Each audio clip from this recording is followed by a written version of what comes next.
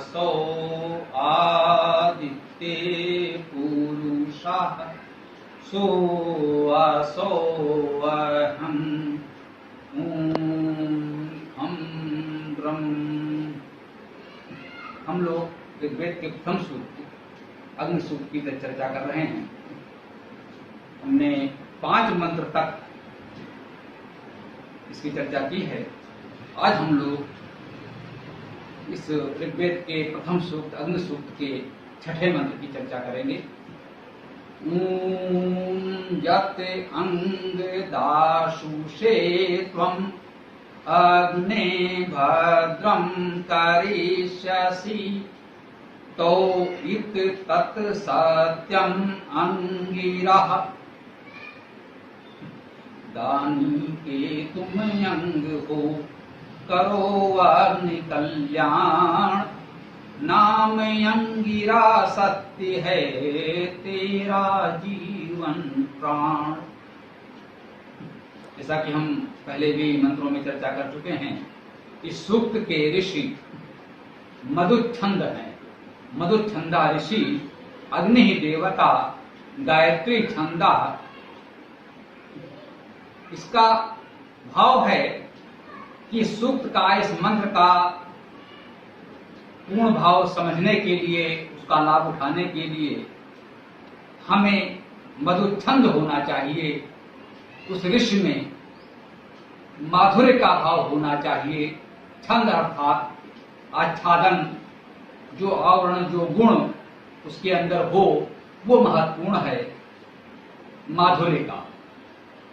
तो माधुर्य का गुण हम अपने अंदर अपनाएं, जीवन में मिठास घोलें, अपने आसपास के वातावरण में मिठास घोलें, मीठा बोलें, कुछ ऐसा करें जो लोगों को मधुर लगे, मीठा लगे, प्रिय लगे, अच्छा लगे। अग्नि देवता पूरे सूक्त में है, इसकी भी चर्चा करते आए हैं। अग्नि का अर्थ है ऊर्जा, प्रगतिशीलता। अग्नि शब्द अग्नि धातु से बनता है, जिसका अर्थ है गति करना, प्रगति करना। गायत्री छंद है। 8 वर्णों के 3 चरण होते हैं तो गायत्री छंद कहते हैं। इस पूरे सूक्त में गायत्री छंद है। वेद में सर्वाधिक मंत्र गायत्री छंद में है, इसकी हम लोग चर्चा कर चुके हैं। आइए इस मंत्र का अर्थ समझने का प्रयास करते हैं। मंत्र है यत् अंग दासु से त्वम। यत् माने जो। अंग का अर्थ है कि तुम किसके अंग हो। अंग का अर्थ भी गतिशीलता है। अंग धातु का अर्थ भी अंग होना, अवयव होना, चलना, समीप जाना, जानना, पाना आदि। अर्थात अंग धातु भी गत्यर्थक है। अनेक धातु में गत्यर्थक हैं, परंतु गति की विभिन्नता भी है, गति की विशेषताएं भी हैं। गतियां अनेक प्रकार की होती हैं, तो गत्यर्थक धातु में भी अनेक होती हैं। अग्नि शब्द अग्नि धातु भी गत्यर्थक है और अंग धातु भी गत्यर्थक। वहां जिस ऊर्जा प्रगतिशीलता की बात है, यहाँ पर अंग होने की बात भी है, सामीप्य की बात भी है। हमारी गतिशीलता, प्रगति ऐसी हो जहां हम परमात्मा के समीप जाएं, उससे दूर न हो जाएं। गति तो दूर जाने में भी है। हम किसी भी दिशा में जाते हैं, कैसी भी अच्छी बुरी गति करते हैं, गतिशीलता तो वहां भी है। अंग कहा है कि हम उसके अंग हो जाएं। हमारी गति, हमारी प्रगति ऐसी हो कि हम उस परमात्मा के, उस अग्नि स्वरूप परमात्मा के अंग हो जाएं, उसके समीप हो जाएं, निकट हो जाएं, उसमें समाहित हो जाएं, उसके अंग बन जाएं। तो ये अंग शब्द का भाव है। इस अंग शब्द की गतिशीलता की ये दिशा हमें समझनी है। और दासु से माने दाने के लिए। धातु का अर्थ देना है, हम सब जानते हैं। दास धातु भी है, इसका अर्थ भी देना है। दश धातु देना, दास देना। तो दास माने देने वाला, दानी। दासु से अर्थात देने वाले के लिए, दानी के लिए। तुम माने तुम। मंत्र कह रहा है कि है अग्निस्वरूप परमात्मन, तुम जो दानी के लिए अंग हो। परमात्मा दानियों के लिए अंग स्वरूप है। जिनका देने का स्वभाव है, जो अपनी क्षमता अनुसार समाज के हित में जिन्हें आवश्यकता है, जो निर्धन निर्बल हैं, उनके लिए कुछ करते रहते हैं, कुछ देते रहते हैं, उनका सहयोग करते हैं, परमात्मा उनके लिए अंग स्वरूप है। परमात्मा उनका अंग है। हम तो परमात्मा के अंग हैं, होना चाहते हैं। मंत्र ये बता रहा है कि जो देने का स्वभाव रखते हैं, जो दूसरों को देते रहते हैं, परमात्मा उनके लिए भी अंग है, उनका अंग बनकर रहता है, सदा उनके समीप रहता है। वो हमारे जीवन का अंग बन जाता है। अग्नि माने हे अग्नि, हे परमात्मन। भद्रम माने भद्र, कल्याण, उत्तम, अच्छा, जो भी। कर्षसी माने करोगे।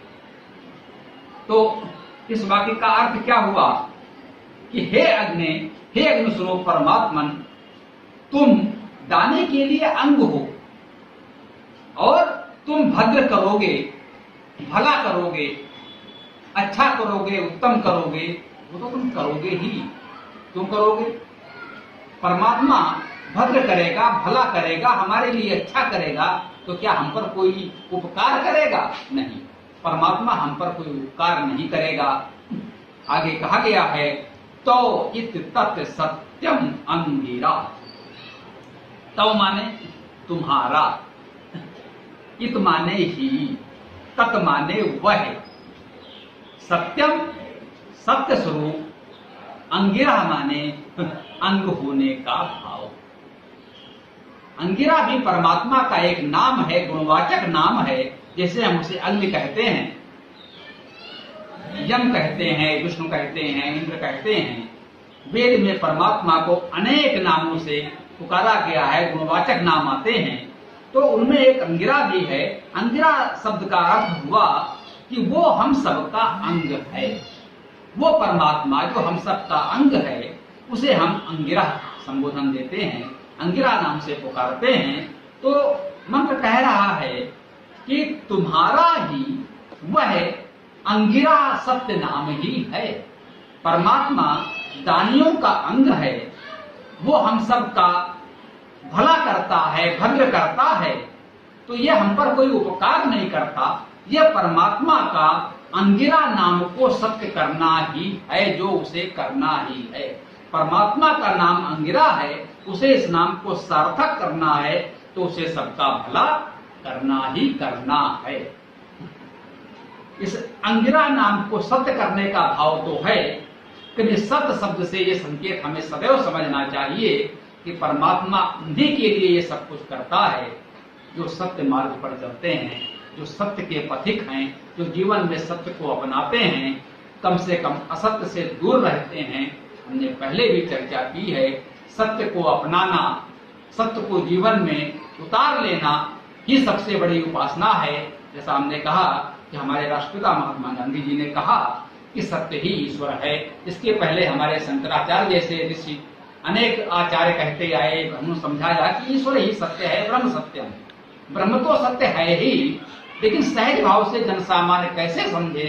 तो कहा गया कि सत्य ही ईश्वर है।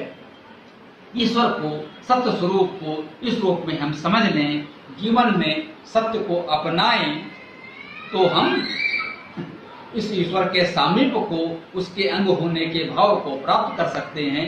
अब वो हमारा भला कर सकता है।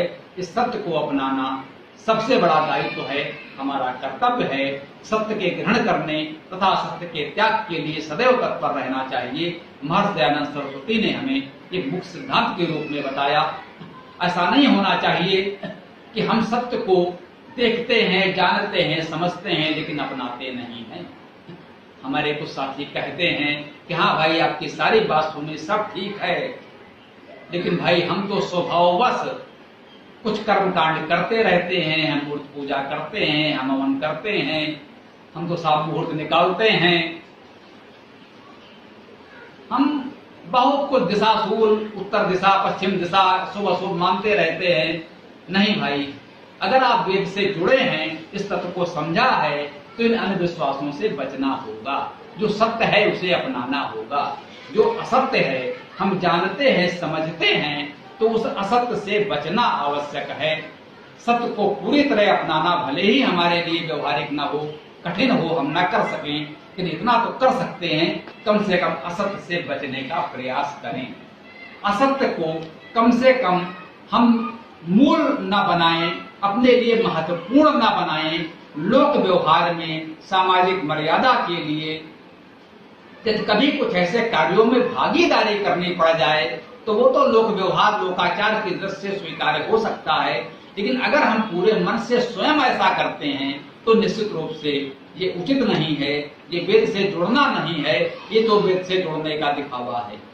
अगर हम वास्तव में सच्चे मन से वेद से जुड़ रहे हैं तो जितने भी अंधविश्वास हैं, जिस तरह से इस तरह से अनुचित कर्मकांड हैं जो समाज के लिए हानिकारक हैं, जो वास्तव में असत्य हैं, असत्य धारणाओं पर टिके हैं, असत्य अवधारणाएं हैं, असत्य मान्यताएं हैं, उनसे हमें बचना ही होगा।